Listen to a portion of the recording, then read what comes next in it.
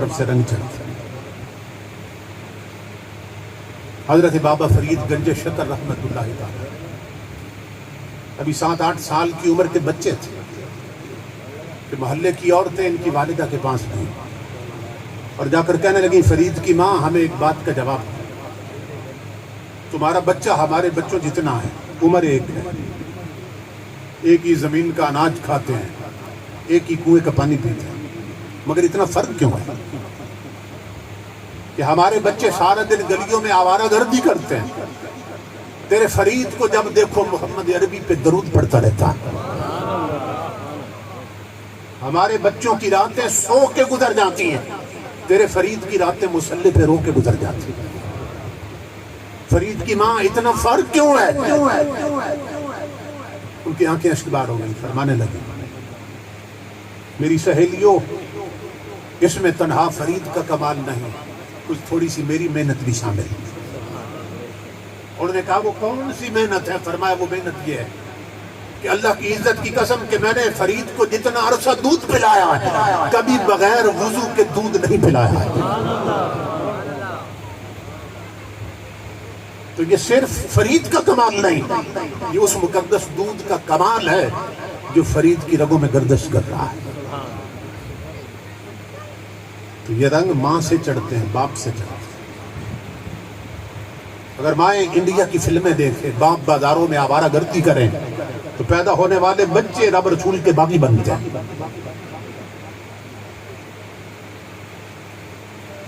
پیدا ہونے والے بچے رب رسول کے نافرمان بنتے ہیں۔ اور اگر باپ مسجدوں میں سر جھکائیں اور مائیں مصلی کی زینت بن جائیں تو پیدا ہونے والے بچے کوئی میر علی شاہ بنتا ہے، کوئی غریب نواز بنتا ہے، کوئی خادم حسین رضوی بنتا ہے۔ نعرہ تکبیر، نعرہ رسالت، تاجدار ختم نبوت، تاجدار ختم نبوت۔ تو یہ رنگ ماں باپ کی طرف سے چلتا ہے۔ آج ہماری شادیوں پر ہر وہ کام ہو رہا ہے جس سے اللہ اور اس کے رسول نے روکا اور منع کیا۔ شادی کارڈ جب چھپتے تھے نا، ان پہ ایک حدیث پاک لکھی ہوتی تھی، النکاح من سنتی، حضور فرماتے ہیں شادی کرنا، نکاح کرنا میری سنت ہے، فمن رغب عن سنتی فلیس منی۔ اور اس کے ساتھ ایک اور حدیث کا یہ حصہ ہوتا ہے کہ جس نے میری سنت سے منہ موڑ لیا اس کا میری امت سے کوئی تعلق نہیں۔ تو نکاح کیا ہے؟ حضور کی سنت، شادی کرنا حضور کی سنت، اور سنت پہ عمل کرنا اللہ کی عبادت۔ اب بتائیے کہ خدا کی عبادت کے وقت میں بھی کیا گانے چلتے ہیں؟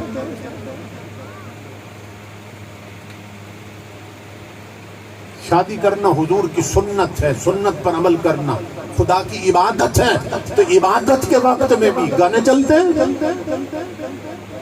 عورتیں رقص کرتی، کیا ڈھولکی کی تھاپ پہ گانے گاتی ہیں؟ یہ وقت عبادت کا ہے، عبادت کا وقت۔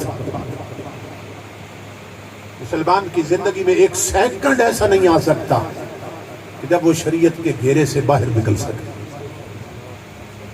لیکن یہاں شادیاں ہوتی ہیں تو شریعت کی دھجیاں اڑا دی جاتی ہیں اور حضور کی شریعت کی طرف پشت کر لی جاتی ہے۔ نبی اکرم صلی اللہ تعالیٰ علیہ وآلہ وسلم نے فرمایا، امام الانبیاء نے فرمایا، من جلس الی قینۃ یسمع منها صب فی اذنہ العنق یوم القیامہ۔ فرمایا جس نے کسی گانے والی کا گانا سنا، اس کے اڈے پہ جا کے سنا، یا اسے اپنی شادی پہ بلا کے سنا، یا اس کی کیسٹ چلا کے سنا، یہ حدیث رسول ہے۔ جس نے گانے والی کا گانا سنا، جس نے کسی گلوکارہ کا گانا سنا، قیامت کے دن جہنم کی آگ میں سیسا پگھلا کر اس کے دونوں کان بھر دیے جائیں۔ تو چند منٹوں کی لذت کے لیے ہماری میجارٹی اور اکثریت اپنے آپ کو کتنے بڑے عذاب کے لیے تیار کر رہی ہے۔ میں ملک عرفان احمد صاحب کو اور ان کے بزرگوں کو مبارکباد دیتا ہوں، ان کے بھائیوں کو مبارک دیتا ہوں۔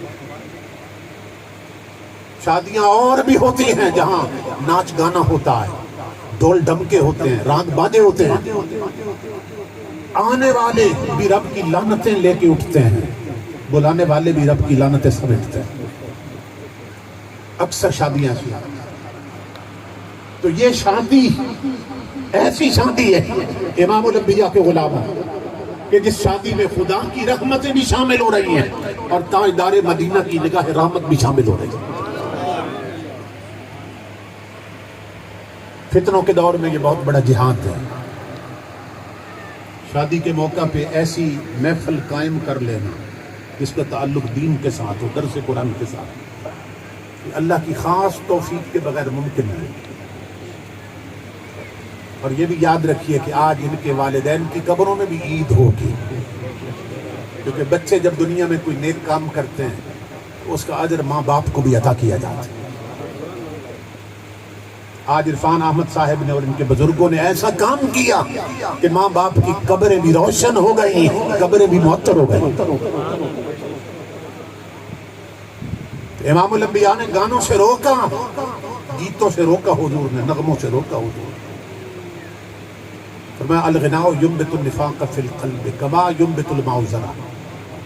فرمایا یہ جو گانے ہیں، گانے یہ نغمے اور گیت ہیں، فرمایا یہ دلوں میں اس طرح کھوٹ اور منافقت پیدا کرتے ہیں جس طرح پانی سے کھیتی اگتی ہے۔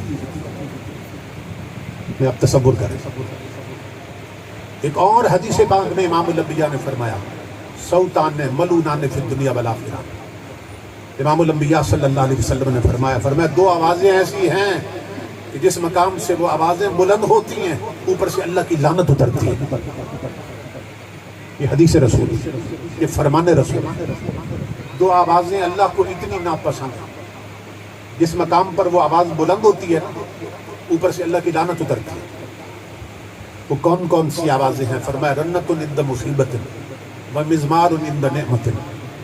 امام الانبیاء نے فرمایا جس گھر میں کوئی فوت ہو جائے، کسی کی موت ہو جائے، تو میت پر جب اونچی آواز میں عورتیں چیختی چلاتی ہیں اوپر سے اللہ کی لعنت اترتی ہے۔ میت پر ماتم کرنا یا پیٹنا تو اس سے بھی بڑا حرام کام ہے۔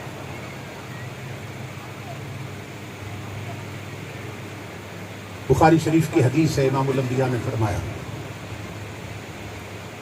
بات یہاں سے شروع کی، حضور نے فرمایا فلیس منا من ضرب الخدود وشق الجیوب ودعا بدعوی الجاہلیہ۔ فرمایا مصیبت کے وقت جس نے ماتم کیا، جس نے چہرے کو پیٹا، مصیبت کے وقت جس نے کپڑے پھاڑے اور زمانہ جاہلیت کی طرح جس نے بین کیے، اس کا میری امت سے کوئی تعلق نہیں۔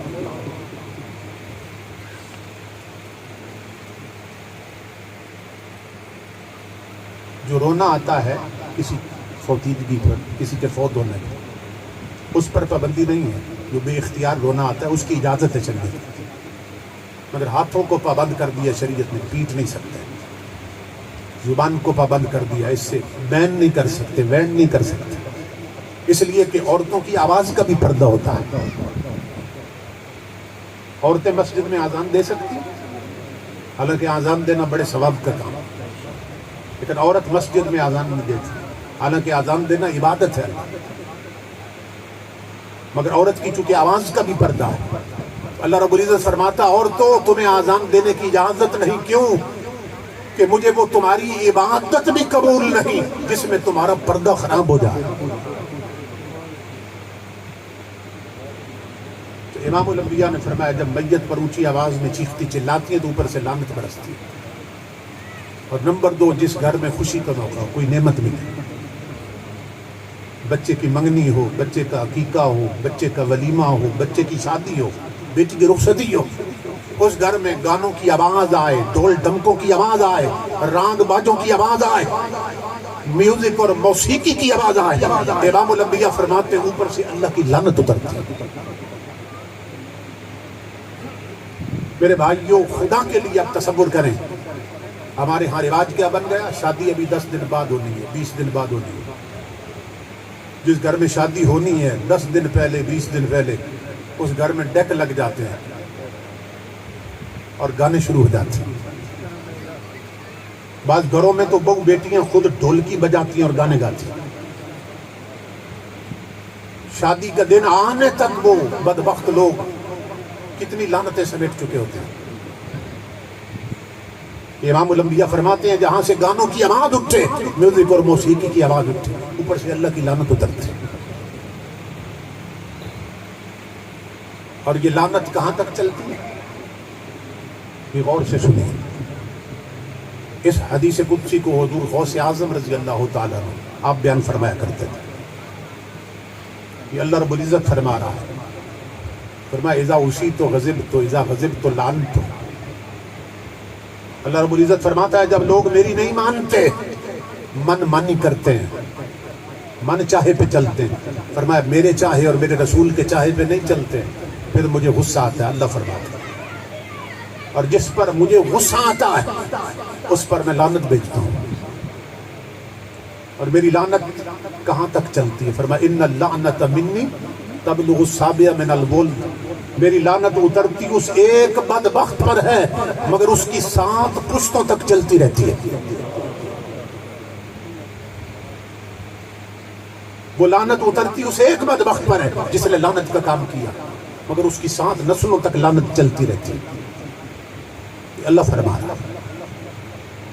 آج شادیوں پر لعنت کے کام کر کے ہم صرف اپنے آپ کو لعنتی نہیں بناتے، اپنی کئی پشتیں برباد کر رہے ہیں. کئی پشتیں برباد کر دیتے. تو لعنت 7 پشتوں تک چلتی رہتی. اور اس کے برعکس اگر کوئی رحمت کا کام کرے، جیسے عرفان احمد صاحب نے کیا، جن کے بزرگوں نے کیا، اگر کوئی رحمت کا کام کرے تو مولا یہ بتا پھر رحمت کہاں تک چلتی ہے؟ فرمایا اذا اوتیت ردیت. جب کوئی میری مان لیتا ہے میرا بندہ، میں جتنا بھی ناراض ہوں اپنے بندے سے راضی ہو جاتا. اس نے من مانی چھوڑ دی، میری شریعت پہ چلا، میرے حبیب کے فرمان پہ چلا. فرمایا جب کوئی میری مان لیتا ہے، میرے حبیب کی مان لیتا ہے، میں اس سے راضی ہو جاتا ہوں، اور جس پر میں راضی ہو جاتا ہوں اس پر اپنی رحمتیں نچھاور کر دیتا ہوں، اپنی رحمتیں اڑیل دیتا ہوں، اس پر اپنی رحمتیں وار دیتا ہوں. مولا تیری رحمت کہاں تک چلتی ہے؟ فرمایا وَلَيْسَ لِبَرْكَتِي نِهَایَةٌ. فرمایا سنو مجھے اپنی عزت کی قسم لوگو، میری لعنت کی حد ہوتی ہے، میری رحمت کی کوئی حد نہیں ہوتی. فرمایا لعنت 7 پشتوں تک چلتی ہے اور رحمت قیامت تک نسلوں میں چلتی رہتی ہے. اس لیے شادیوں پر لعنت نہ کماؤ، رب کی رحمتیں لوٹو، تاکہ قیامت تک نسلوں میں اللہ کی رحمتیں چلتی رہیں، برکتیں چلتی رہیں. لیکن آج یہ ہے کہ وہ گھر لعنتوں کی آماجگاہ بن جاتا، جہاں شادی ہو رہی ہوتی اللہ کے غضب کو بھڑکایا جاتا ہے، اس کے غضب کو دعوت دی جاتی ہے. تو حضور صلی اللہ علیہ وسلم کے صحابہ نے اور آل رسول کے افراد نے بھی شادیاں کی تھیں، مگر ان کی شادیاں کیسی تھیں؟ امام الانبیاء کے غلاموں، وقت متحمل نہیں ہے، میں ایک واقعہ عرض کرتا ہوں اور خطاب ختم کرتا ہوں. حضور کے ایک جوان صحابی ہیں، ان کی شادی کا موقع آیا. انہوں نے ٹائم ٹیبل ایسا بنایا، دلہن کو لینے گئے، دلہن کو گھر چھوڑا اور عشاء کی نماز بھی حضور کے پیچھے پڑھی. اب دولہا پہلی صف میں بیٹھا ہے، آج اس کی سہاگ رات. جب مسجد نبوی میں نماز ہو چکی، امام الانبیاء صلی اللہ تعالیٰ علیہ وآلہ وسلم نے گفتگو شروع فرما دی.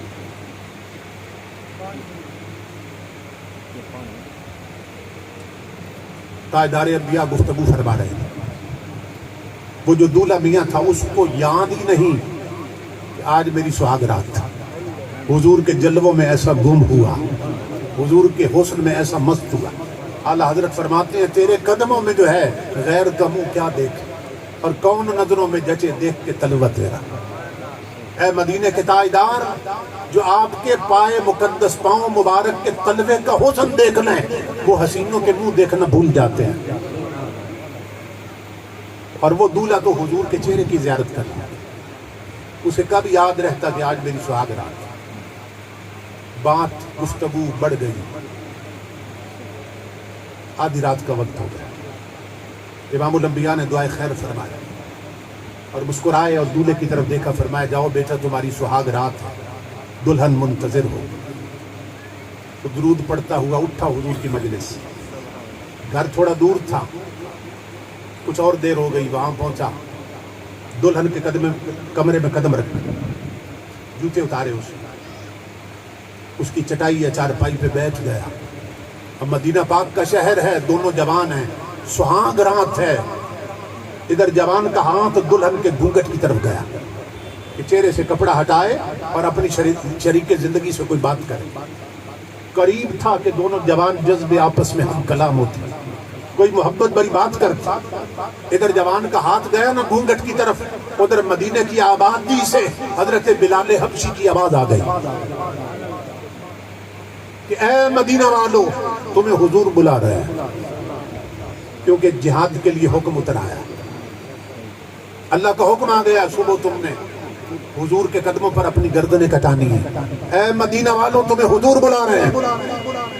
क्रिकेट मैच के लिए जुमे छोड़ने वाले जवानों और टीवी ड्रामा देखते हुए नमाजें छोड़ने वाली माओ बहनों बेटियों और ताश की बाजी लगाते हुए नमाजें छोड़ने वाले बुजुर्गों, उस जवान की पहली रात, शादी की पहली रात, जब हजरत बिलाल हबशी की आवाज आई कानों में, तो जो हाथ गया था ना घूंघट की तरफ, वो हाथ पीछे हटा, कदम चारपाई से नीचे उतर आए, जूते पहनकर दीवार की तरफ गया, तलवार लटक रही थी, उसे उठाकर बाहर निकलने लगा। दुल्हन दौड़कर कदमों से लिपट गई, कहने लगी, जवान शादी की पहली रात है, तूने मेरे चेहरे से निकाह भी नहीं उल्टी, अभी मुझसे मोहब्बत भरी बात नहीं की, मेरे सरताज मुझे छोड़ के कहां जा रहा है। जवान ने झटक के दामन छुड़ाकर कहा, नादान लड़की, मुझे मत रोक, मुझे मेरे सरताज ने बुलाया है। अगर तेरा सरताज मैं हूं तो मोहम्मद अरबी मेरे सर का ताज है, अगर तेरे सर का साईं मैं हूं तो कमली वाले मेरे सर के साईं हैं, मुझे मेरे आका ने बुलाया है। जवान लड़की बहाने तराशने लगी, कहने लगी, जिहाद तो सुबह होगा, आप सुबह चले जाना, रात को गुजार लें। उसने कहा, नादान, तू शादी की रात देख रही है, मैं हुजूर की जात देख रहा हूं। उसने कहा, ये तो एक सुहाग रात है, अल्लाह की इज्जत की कसम, हजारों सुहाग रातें भी हों तो मोहम्मद अरबी के कदमों पर कुर्बान, हुजूर के बुलावे पर कुर्बान। ये कहकर जवान सीधा हुजूर की मजलिस में जा पहुंचा, घर पलट के नहीं आया। इस दौर में ये मंजर देखने को मिला कहां, जब फैजाबाद में धरना हो रहा था, जब अमीरुल मुजाहिदीन बैठे थे, वहां धरना हो रहा था। तो गुजरांवाला का एक जवान बैठा था जिसकी शादी के दिन आ गए थे, और वो नामूसे रिसालत के लिए गर्दन कटाने वहां बैठा हुआ, जान देने वहां बैठे। गुजरांवाला से उसके बाप का फोन आ गया उसको कि तुम्हारी शादी की तारीख आ गई है और तुम धरने में बैठे हो, अगर मेरे बेटे हो तो धरना छोड़ो और घर आ जाओ, क्योंकि तुम्हारी शादी की तारीख आ गई। उस नौजवान ने जवाब क्या दिया जिसके सीने में इश्क मोहम्मदी के भांबड़ मचे हुए थे? उसने जवाब दिया, उसने कहा, अब्बा जान अभी फोन बंद न करना, मेरा जवाब ये है अब्बा जान कि अगर मेरे बाप हो तो घर छोड़कर तुम भी धरने में आ जाओ, दोनों मोहम्मद अरबी पर कुर्बान होते हैं, दोनों हुजूर के नामूस पे कुर्बान होते हैं। जवान ने कहा, मुझे मेरे सरताज ने बुलाया है, मुझे मेरे आका ने बुलाया है। ये कहकर हुजूर की मजलिस में जा पहुंचा, घर पलट के नहीं आया, सीधा मैदान जंग में। जब जंग का तंदूर गर्म हुआ, जंग भड़क उठी, जंग की आग भड़क उठी। तो इमामुल अंबिया का तरीका ये था सल्लल्लाहु अलैहि वसल्लम, अपने खेमा के बाहर ना हुजूर खड़े होके तमाम मुजाहिदों पे निगाह रहमत डालते थे जब भी जंग होती थी। सहाबा कहते हैं, आज हुजूर का अंदाज बदला हुआ था, आज उस दूल्हा से हुजूर की नजर हट नहीं रही थी। वो जो दूल्हा मियाँ था ना, उससे नजर हुजूर की हट नहीं रही थी। जिधर जाता था हुजूर उसी को देख रहे थे। उसने कई काफिर फिर नार कर दिया, सर से पांव तक दूल्हा खुद जख्मी हो गया, एक नेजा सीने से पार हुआ, वो जमीन पे गिर गया दूल्हा। सहाबा किराम दौड़ के पहुंचे, कहा जवान प्यास है तो पानी पिला दे, भूख लगी है तो मुंह में खजूर रख दे। उसने कहा मेरे आका के गुलामों, न मुझे खजूरों की तलब, न खाने की तलब, न पीने की तलब, मेरा आखिरी वक्त आ गया है। ऐ मोहम्मद अरबी के गुलामों, अगर हो सके तो मुझे उस यार के कदमों तक ले जाओ जिस यार के लिए सुहाग रात लुटाई है। मेरा आखिरी वक्त है, मैं अपने हबीब के कदमों पे जान देना चाहता हूँ। सहाबा किराम समझ गए इसका आखिरी वक्त, ये हुजूर के कदमों में मरना चाहता है। उसको उठा कर ना हुजूर की तरफ ले जाना चाहते थे कि इमामुल अंबिया ने आवाज दी, फरमाया मेरे गुलामों इसको वहीं छोड़ दो, उधर ही रहने दो। अर्ज की आका इसका आखिरी वक्त, ये आपके कदमों में जान देना चाहता है। इमामुल अंबिया ने फरमाया मैं तुम्हें बता रहा हूँ वहीं छोड़ दो। क्यों? कि मैं अपनी उम्मत के जवानों को सबक देना चाहता हूँ कि जो मेरे दीन और की बुलंदी के लिए सुहाग रातें लुटा देते हैं, फिर मुझे मिलने वो नहीं आते, उन्हें मिलने मैं आता हूँ। नारे तकबीर, नारे रिसालत, नारे हैदरी। जो मेरे दीन की सरबुलंदी के लिए, जो इस्लाम का झंडा बुलंद रखने के लिए, तो अल्लाह रब्बुल इज्जत के दीन की बुलंदी के लिए सुहाग रातें लुटा देते हैं, फिर हमें मिलने वो नहीं आते, उन्हें मिलने हम आते हैं। उस जवान दूल्हे का मुकद्दर देखो जिसकी तरफ मोहम्मद अरबी दौड़ पड़े, और ताजदार कायनात ने वहां पहुंचते ही उसका सर अपनी झोली में रख लिया, और हुजूर ने झुककर उसकी पेशानी पे बोसा दिया। उसने एक नजर डाली चेहरे मुस्तफा पर और उसकी रूह परवाज कर गई। सहाबा किराम कहते हैं हमने हुजूर के चेहरा अक़दस पर ये दो रंग पहली दफे देखे थे, पहली दफा देखे। आंखों से आंसू गिर रहे थे और हुजूर के होठों पर मुस्कुराहट थी, होठ मुस्कुरा रहे हैं, आंखों से आंसू गिर रहे हैं। हमने अर्ज की अल्लाह के हबीब ये दो रंग नजर आ रहे हैं चेहरे अक़दस पर, कि आंखों से आंसू टपक रहे हैं और होठों पर मुस्कुराहट खेल रही, ये क्या है? इमामुल अंबिया ने फरमाया रोना इसलिए आ रहा है कि बहुत प्यारा जवान था, जल्दी बिछड़ गया। फरमाया हंसना इसलिए आ रहा है, मुस्कुराहट इसलिए है कि अल्लाह की इज्जत की कसम मेरे सहाबियों, मेरे इस गुलाम ने घाटे का सौदा नहीं किया है। मेरी आंखें देख रही हैं कि इसने दुनिया की एक औरत कुर्बान की है, अल्लाह ने जन्नत की 70 हूरें इसकी बीवी बनाकर मैदान में उतार दी हैं, इसकी रूह का इस्तिकबाल करना।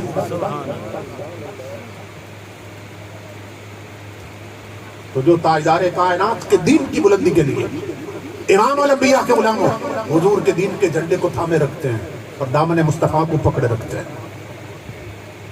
फिर उन पर निगाह करम होती है। तो ये शादी की खुशी इसको कह सकते हैं। शादी का माना ही खुशी है। हम कह सकते हैं ये खुशी है, ये शादी है कि जिस शादी में मोहम्मद अरबी भी शरीक हो रहे हैं, जिस शादी में खुदा की रहमतें भी शामिल हो रही हैं। इसलिए मेरे जवानों, मेरे बुजुर्गों, जिन्होंने बेटों की शादियां करनी है और वो जवान जिन्होंने अपनी शादियां करनी है, आज यहाँ से उठो, मलिक इरफान अहमद की शादी का पैगाम लेकर जाओ कि जब शादी का वक्त आएगा तो गाने नहीं होंगे, राग बाजे नहीं होंगे, ढोल डमके नहीं होंगे। अगर शादी होगी तो शादी पर जिक्र खुदा होगा, जिक्र मुस्तफा होगा। हम शादी पर दर्स कुरान रख देंगे, दर्स हदीस रख देंगे। तो शादियां इस अंदाज से मनाई जाएं, आने वाले भी रहमतें लूट के ले जाते हैं और बुलाने वाले सबसे बढ़कर रहमतें लूटते हैं, इसलिए कि वो दूसरों के लिए रहमत का सबब बन जाते हैं। अपनी शादियों के तौर तरीके बदलिए, शादियों का अंदाज बदलिए। तो इमामुल अंबिया ने जिन चीज़ों से रोका उन चीज़ों से रुक जाइए। फरमाया कि ये दिलों में खोट और मुनाफिकत पैदा करते हैं गाने, और अल कुरान युब्बितुल ईमान फिल क़ल्बि कमा युब्बितुल माउ ज़रा। फरमाया गानों से दिलों में खोट पैदा होती है, और कुरान पढ़ने और सुनने से दिलों में ईमान का नूर पैदा होता है। इसलिए अपनी शादियाँ ईमान के सांचे में डालें, हुजूर की शरीयत के सांचे में डालें, हुजूर की गुलामी के सांचे में डालें।